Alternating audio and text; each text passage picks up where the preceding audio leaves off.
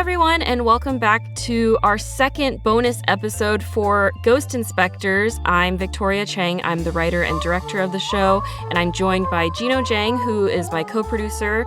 And today we have a very, very special guest, our composer, Robert Mai. Woo! Hello! Hello!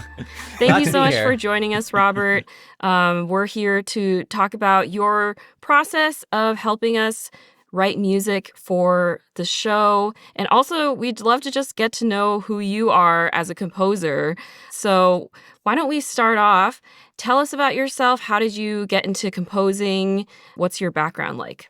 I always think of my background as like two different backgrounds, right? Because when I grew up, I played violin in orchestras. I was like the first violin. I was like one of those like snooty violinists, right? Where like all the other orchestra people was like, oh, they're so uppity about what they perform, right? But like I played in the Four Seasons Youth Symphony Orchestra for most of my youth, and then I went to Chapman Film School and I studied writing actually, and I took writing classes, I took directing classes, editing, I was basically like I hopped on all different film sets. I learned all the different departments, and I worked as a script supervisor actually for like a few years after I graduated Chapman. So like I was like the person with the clipboard behind the director who's always like making little notes and like being like, you're missing this footage, or you need this coverage, you're gonna screw up your edit if you don't get this and that, right? So like I took acting classes. I sort of just synthesized like a jack of all trades kind of like knowledge of all the different departments. But I would say I'm primarily a writer and director on one hand, and then a composer on the other hand. And for a while I just gained enough days to kind of be able to join a union as a script supervisor, but that kind of wasn't what I wanted to do fully, because I always grew up loving film music and music in general, right? As playing violin and listening to like all the great 80s and 90s and 2000s film scores with Hans Zimmer, like John Williams and James Horner and all that. So it was just like I always liked music. I was dabbled in writing on it on the side, but I never really thought I could be a film composer until like I kind of just started asking people in film school in Chapman, being like, hey, do you need music for your film? I'll gladly do it for a lunch, or, just IMDb credit or whatever, right? I just sort of parlayed my film set connections into music connections. And I think over the course of like 3 to 4 years, it was just kind of like looking around to see who would even give me a chance to practice this. Because the only class I took for film scoring was Dan Pavlin's class in Chapman, right? So that was the main extent of it. And then it was just YouTube tutorials and just downloading programs and just trying things out, getting sample libraries, talking to composers, learning here and there, self-teaching myself. Because I never studied music theory formally either. It's just kind of what I picked up in orchestra and what I read in books and what I practice, and, just figuring out how I can take what I can kind of hear in my head, and how do you translate that onto a program and make it sound as close as you can to what you hear in your head, right? So that takes time, and it also takes confidence, right? To kind of feel like you can be a composer and to feel like whatever you write can go out on a page. So that just took many years until finally, I would say around 2019, 2020, like I started scoring films more regularly. I started doing feature films, audio dramas, games here and there. I think I script supervised my last film around 2019, like 2020, like right before the pandemic hit, right? So it just kind of pivoted over from on-set work to full-time post-production work around that time. And then from then, I just basically started composing, and here I am now, And you haven't stopped since. You work so hard and so much, just constantly churning out music for all sorts of mediums. I was wondering if you could tell us a little bit about your process, and maybe more specifically, what it's like to score an audio drama versus what it's like to score for a more traditional medium like a film or animation. Yeah, because there is a difference in scoring for audio dramas for sure. It's the fact that you don't have a visual component to it means that you have less visual information to work with. So in that way, you have to kind of evoke more visual information through audio and through music as well, and capture moods. But I mean, like, to kind of rewind a bit and kind of start like how I do my process, right, for an audio drama, for any kind of film, or any kind of project. I always view myself as not just a musician, but kind of an actor, or like I'm musically a scene partner to an actor in any kind of scene that I score, any kind of film, right? And I have to kind of translate the story through musical means and kind of find the context that the actors already are giving up, but like find like another dimension to it, right? So in any kind of scene that I score, I have to like surprise the filmmaker. I have to surprise the audiences in a way and kind of crystallize what you're feeling. Like it's all about emotions. It's all about feeling what the actors are feeling. So I always kind of break it down. Say like I have any kind of scene, right? I sit down with the director. I go through the scene beat by beat, usually without finalized sound design. So it's a blank slate, and you like it's almost terrifying, like the amount of possibilities you have when you score something. Like you have to figure out what's the style, like what's the genre, what's the tone of it. I think it's a matter of finding the tone of a piece. If it's like a horror comedy, or if it's like a serious drama, or if it's like a very goofy animation comedy or whatever, like there's always like a rhythm to it. There's always a certain delivery to like the way the actors are reading their lines, to the way it's being edited, to the way like the colors or the way you sound design it, right? There's like a certain coloristic aspect to how you're telling your story. And the musician, like the composer, has to kind of latch onto that and kind of figure out, all right, this is the instruments I want to use. This is like the themes I want to like tell, like I want to use to represent characters or represent emotional situations. Like we have to think not just at actors, also screenwriters as well. We have to kind of figure out what is the story you're telling here, like beginning, middle, and end. Like what are the beats to the story? What are the callbacks you want to bring later to the scene? So you have to like not only think in a micro sense, but also in a macro sense. Like how in the moment do you want to be scoring? How kind of, what are you developing throughout the story from A to Z? Like going back to themes, right? You want to kind of figure out how to distill the themes and the concepts you're exploring in stories through music, and how do you like kind of call back those musical concepts and develop them throughout. So like, for example, you can kind of have a theme that kind of starts, almost like kind of shy and introverted, and you kind of develop that theme throughout the show, throughout the film, throughout the game, whatever, and you kind of you add instrumentation to make it more confident, to make it more extroverted, kind of like you develop the music in the way that the characters and the actors develop their characters throughout the film or throughout the show. So if I were to break down my process in general, tone, figure out the tone, like what's the music, like what's the style of it. For Ghost Inspectors, like we wanted to do something that was fun but spooky, right? Like it's like there's a supernatural element to it, but also we wanted to kind of draw on kind of the, like for me, the 90s spooky shows that I grew up with, like the So Weird, right? Disney's, was it, I don't know if it was Disney or like whatever company that made that show So Weird, but it's like throwback fun, spooky, supernatural, but almost like family friendly in a way. I remember like the temp tracks that we chose, or like kind of like the style we chose for the show was the score Only Murders in the Building, right? Yeah. And that, I remember, like the composer, I think he said he drew upon like the specific sounds of the Beatles or the Beach Boys, or like there was like a certain like kind of like throwback 60s rock to that, right? So there's like that kind of era of music. It's like very kind of happy-go-lucky. There's guitars. There's like a sense of a fun, off-kilter, mystery, spooky vibe to it, right? So you kind of have to take these influences and kind of try to distill them into emotional key buzzwords like that. And then I also was influenced a bit actually by if you're familiar with the Rankin Bass like stop motion animated Halloween film, Mad Monster Party, I think.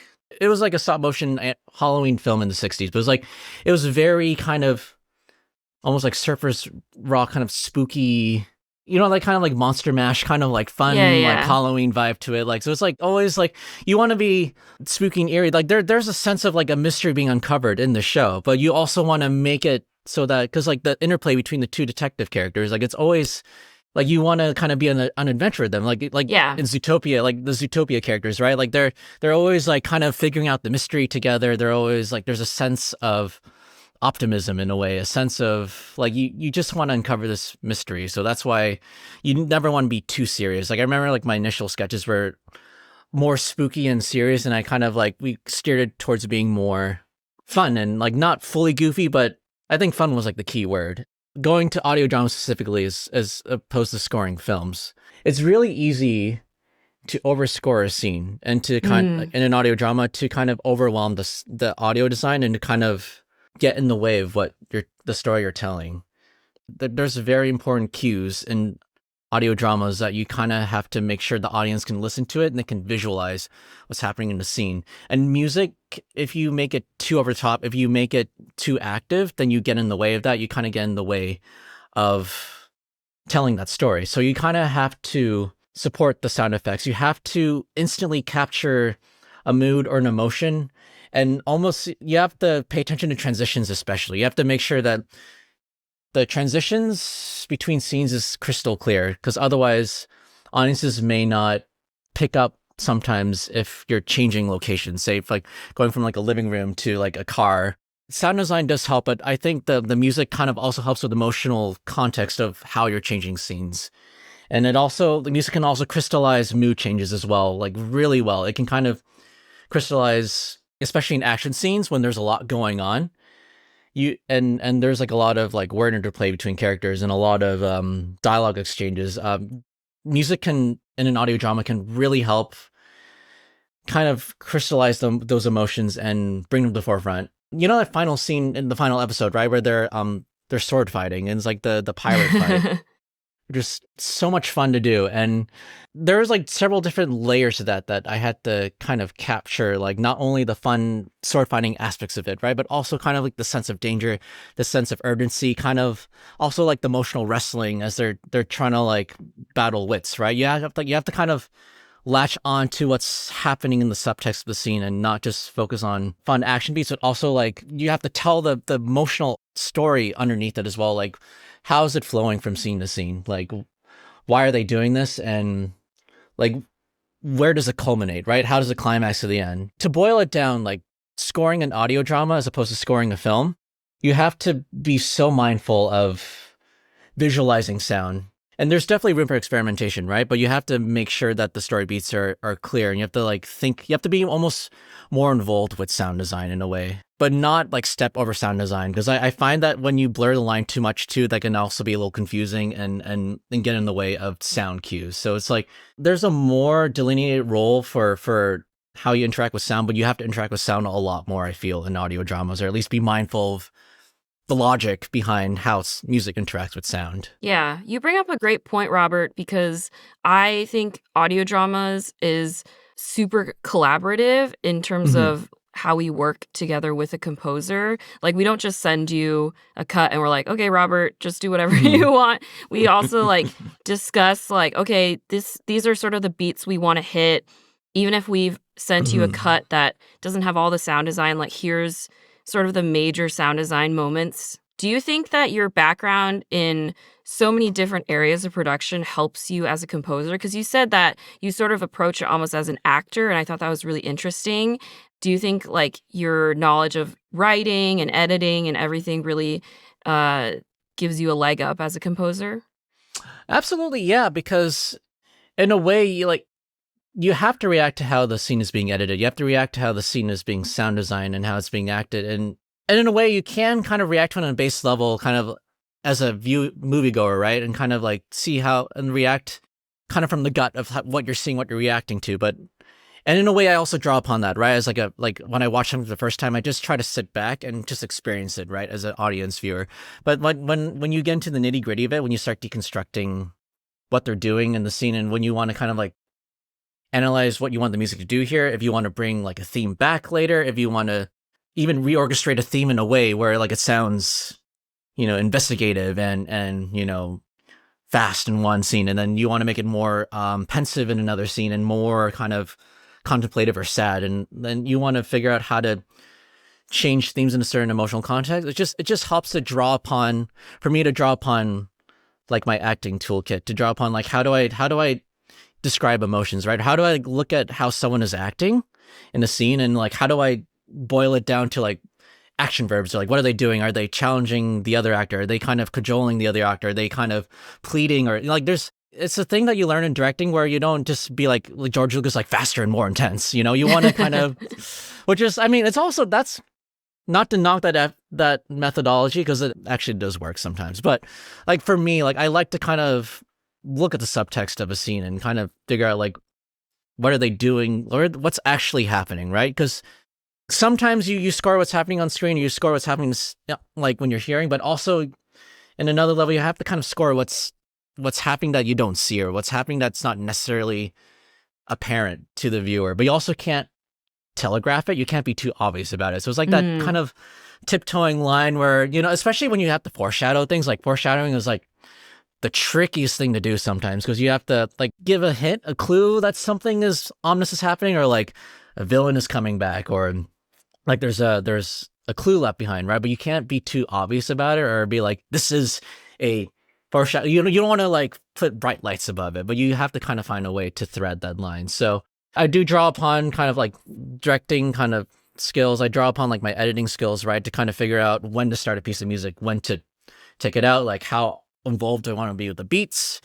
And like as a little pro tip for composers, you usually don't want to score on the action or like before the action. You usually want to kind of score a little bit after the action, kind of react after something is happening. That way, like it kind of feels like, at least psychologically for me, like you kind of get more into the scene, and you're not feeling like the music is so mechanically hitting a beat, right? You will always kind of want to make it as organic and reactive as possible to what's happening. So that's where everything kind of like the acting kind of falls into play, because like acting's about listening too, right? Like when you're reacting to scene partner, you kind of want to look at them and listen to what they're saying, and kind of base your own line reading off of that, and not just be like, I am reading lines off a piece of paper. And like actually, you know what I did when I like you had me like read for police officer, right, in Ghost Inspectors. Yeah, great job. I am not a natural police officer at all, but like I try. But I actually had my fiance stand at the side when I was reading my lines. I had her read as the other police officer, and I was just basically like, I couldn't, it's really hard for me to just sit in a room, right, and just read a line. So I had her sit to the side, and we just ran the scene several times, and we looked at each other, and like I was like reacting to what she was saying, you know, and we were just, it was like, it's easier. I don't know how you do your line recordings, right? But for me, it's just easier to have a scene partner to kind of react to. And that's like that's the same train of thought that I have when I score a film, right? Or score an audio drama, is that I react to what's happening. And again, that ties back to like everything I learned in film. Like it's like every single skill you react to what's happening in a story, and you kind of make sure that it's flowing as naturally as possible too, right? You want to like feel the flow and the tempo of the story, and kind of get that tug of like, oh, I want to listen to the next scene, right? You like I think the end of the day, you want your audience to want to go to the next scene and to want to see what's happening next. So like there's so many little nuances in that. Absolutely. Yeah. We also, when we record with our actors, we try to get as many of them in the same room or call as possible, so that you can get that play off of each other, because like obviously all of our actors are very talented, and I'm sure that they could still deliver great performances without a scene partner, but it just becomes so much more real and vibrant when you have those people playing off of each other. Yeah. It's like when I don't know if you've ever seen the behind the scenes of like Rango, of the animated film Rango, but they got all the actors, and they acted everything out physically in the space, and they built rough sets, and they had you know, like the westerns, and like they were just recording like with the camera, and like they just basically recorded a live action film and then turned it into an animated film. But it's always nice to have like that spark of life when you have actors interacting, and like I think it's important for composers to kind of pick up on that kind of internal life that actors get into when they get into a scene. And I think it's nice. It's for composers to take acting lessons. I feel like it's always just good for them to kind of recognize like, how do you lose yourself into the story? Because like you have to be in that space when you write music. At least for me, you have to kind of lose all self-consciousness of what you're doing, and just kind of get into the flow of a scene. Because otherwise, like I would just be frozen in fear and never write a note of music. Like you just have to kind of like, fear is healthy. Like it keeps you like experimenting. It keeps you like learning. But like it's like that kind of thing where you have to kind of find a way to shut it off, or at least disengage from it, and just enjoy kind of what you're seeing, and kind of react to it. So yeah, for sure. Speaking of recording in the space, you actually did some live recordings of instruments for Ghost Inspectors. In the age of digital instruments, why is live recording so important? What makes it stand out for a score to have live recording? I feel like with actors, musicians can bring their backgrounds, the way they perform, their own ideas. They can infuse the score with a life that and bring the music to a whole new level that samples can't quite capture. It's the kind of thing where you can get the music sounding as almost like the real thing, but there's just that intangible spark of life that musicians bring to the table. For example, with the guitar parts on the theme song, I have synthesized guitars that are able to kind of replicate strumming patterns, and they sound pretty good. But once I got a real guitarist in who was able to kind of hook it through their own amp and kind of improvise their own chord progressions and add some fun flourishes, and it just really, it brings everything to life. It just elevates the score and gives it a more unique edge. It kind of makes it sound different from other scores, just because, a lot of composers use the same samples, and I want to try to find a way to either mix the samples differently or replace it with musicians or layer musicians on top. So I always have the belief that just the more people and the more musicians that you bring onto something, or say like with when you do audio dramas or when you make any kind of film, like when you bring more people, when you collaborate with more people, and it's not just you in a room just making something, it usually makes the ideas better. It's a Pixar mentality, right? Where the more collaborators you have that kind of change your ideas, transform them, kind of edit them out, or perfect it. Art is collaboration with humans, and recording musicians is just another extension of that, where you kind of, for the theme song, right, I brought a flute player on board, I brought guitarists, I brought a drum player, I brought a vocalist, and they all had very different, unique ways of performing the music that really just infuses it with life. Like my vocalist, my initial samples with the vocals were just very, the standard like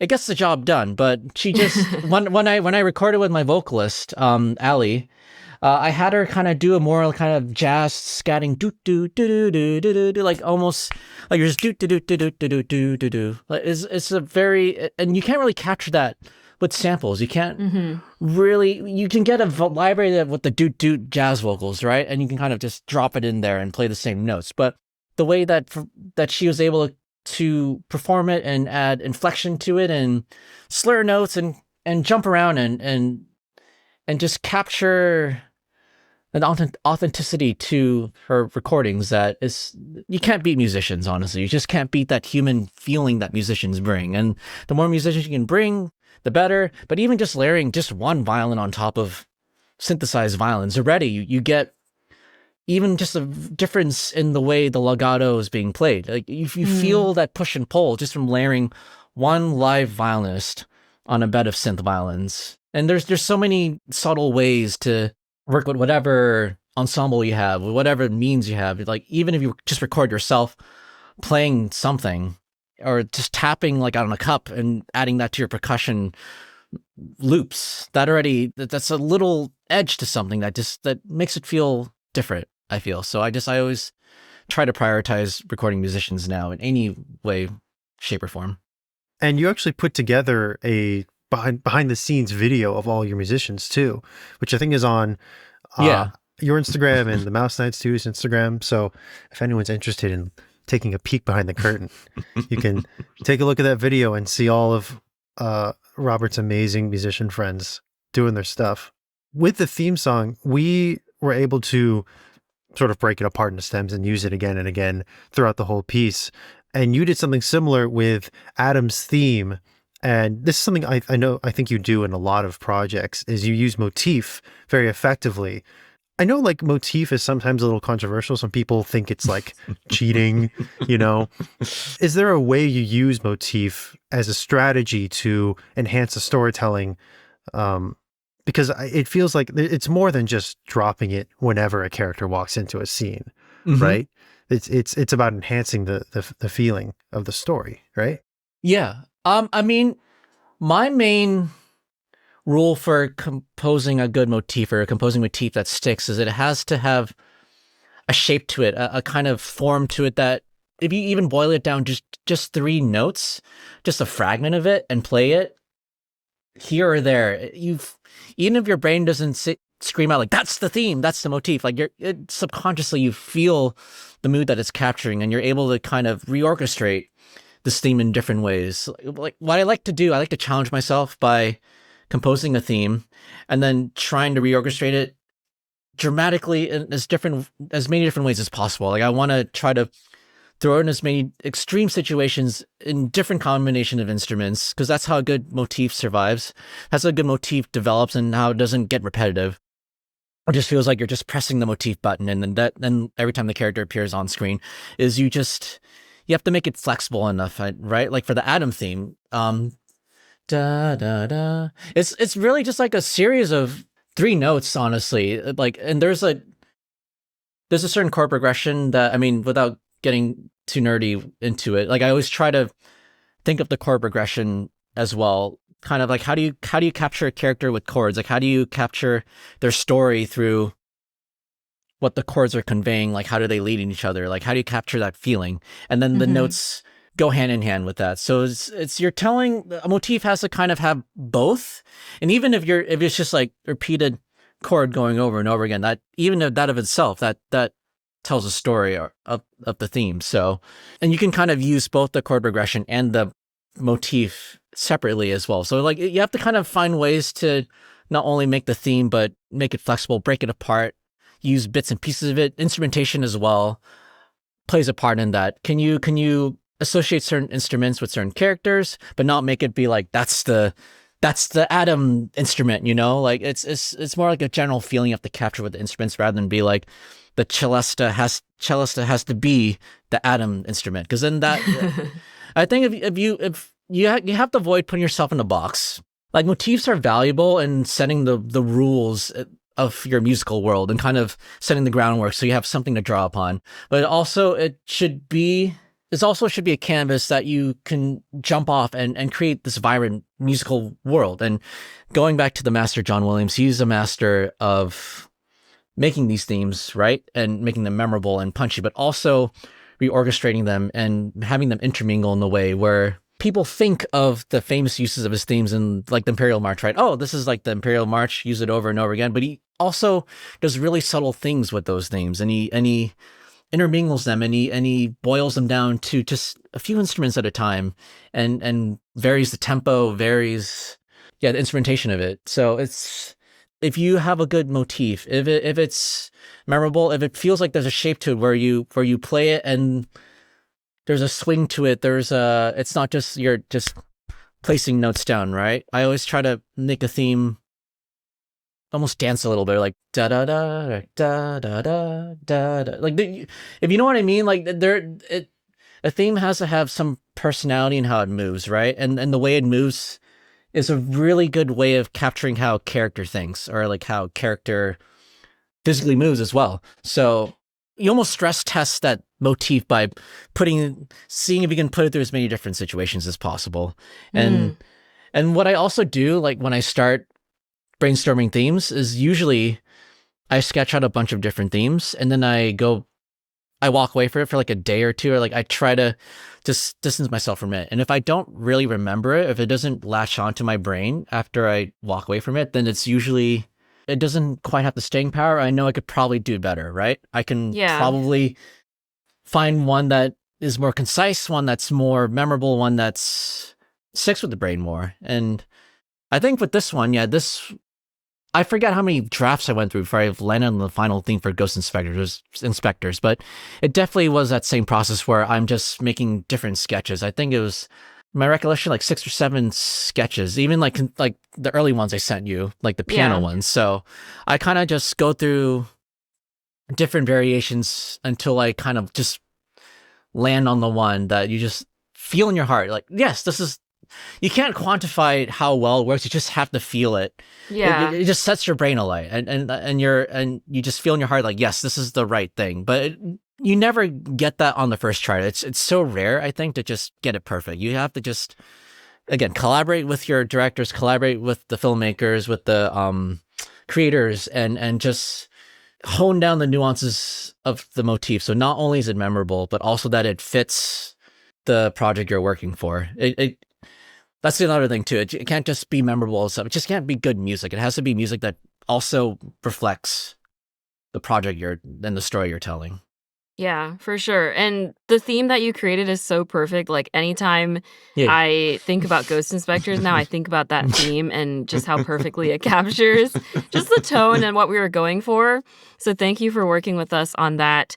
Do you have a favorite piece from Ghost Inspectors of all the ones that you composed for us? Besides the title theme, I think when the two main characters are the final goodbye scene at the very end, right, where it's just this heartbreaking, bittersweet piano, and I remember there's a note where when they leave and they kind of close the door, and I remember the music initially was kind of like more present or more full, right, more fully orchestrated, and I think you gave me the note where we kind of had the music die down to something more small and just almost like inconclusive, where it's like it just leaves the room more suddenly. And I think in that way, I feel it was a lot more effective in that you just feel the empty space after the door closes, after they're gone. And there's that void where they once were. And I think that was one of my favorite scenes to score just because I love exploring those kind of bittersweet emotions of saying goodbye. Whereas not only just the things they say, but the things they are not saying and the things that they're trying to say, but they can't quite get out, right? So that's where music kind of comes in. And I just love also making people sad. Yeah, well, I get emotional just thinking about that last track too, because it was so well done. And I just also want to say, Robert, like you're so good at action, obviously, like you've composed so many action tracks, but I think you're even better at the emotional stuff. Like you're so good at just inciting those feelings of like just the relationships between the characters and highlighting that. One of my favorite composers of this kind of action scoring methodology, James Newton Howard, who is one of my templates, I think, for scoring We're Alive with Casey, is where he's so good at not just making full-bodied action tracks that, are moving fast and fit the action T, but he also tells the emotional story behind it. He kind of makes you feel what the characters are feeling in the action scene, whether it's desperation or, tragedy or just pure rage or whatever. But like, I always try to make the action music multi-layered in a way. So it's not just drum loops or, just the usual low Hans Zimmer brass bombs in a way. And I mean, that kind of scoring is also super effective. Sometimes you just want to focus on the adrenaline and just the heart pumpingness of the action scene, because there's certain action scenes where all the motion, you don't even have time to think about it, and you're just caught in the moment of trying to escape something, right, in an action scene. But there's like different action scenes of different demands, emotional demands. I always try to think of emotion first, and then physically what's happening in the scene after. And I think for me, that's what keeps me engaged in scoring action scenes, I think, because otherwise I always tell people I'm a terrible like trailer action music writer. I am so bad at the kind of like the dun dun dun, like bass drops, kind of like the stuttering effect, like that kind of music is the artistry behind that is insane. It's something I can replicate pretty well, but it's so not within my language of how I communicate through music. So I always try to think more through melody and chord progressions and emotion. Yeah, for sure. I feel the same way about just editing trailers. Like it's such a different just skill that you have to develop. So hard. Yeah, all respect to action to trailer composers. It is such a hard skill to do. It is so hard to make it sound unique, and the best ones out there. Absolutely, I respect everything you do. It is so not in my wheelhouse. So I'd be a terrible trailer writer. Just saying. I'm curious, Robert, because you've worked on so many audio dramas and video games and films and just animation, all the things. Can you even pick a favorite of all the things that you've worked on? And why is it Ghost Inspectors?